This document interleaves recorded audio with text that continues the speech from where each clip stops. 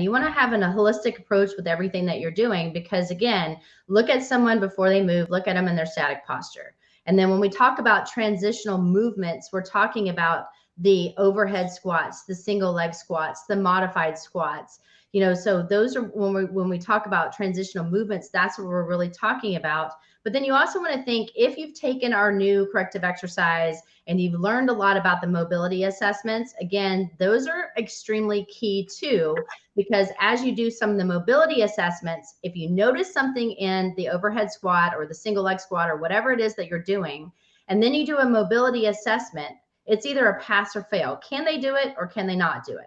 And if they can, but you notice there was a compensation, then what that means to you as a trainer when you're programming for that is that you're going to specifically look more on, or focusing more on the weaker muscles or the lengthened muscles that's allowing that compensation to happen.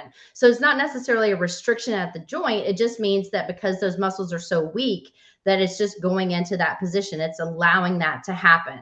And so even if you notice, whether you're doing any of these assessments, again, even if it's minimal, you're going to mark it down, because as they get more tired, then you're going to see it become definitely more apparent.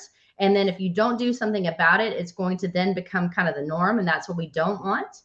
If you guys are brand new to this information, that solutions table that is in the textbook or that can be found on NASM.org, just print it out. Have it with you. And the more that you go back and look at it, it starts to become second nature. And then when you're designing programs, it doesn't take you all day. And I think that's the big thing. That's one complaint that we hear. Well, if I sit down and I write these programs, it takes me forever. But the thing is it shouldn't. Like, it should be like, you know what? You have the assessments.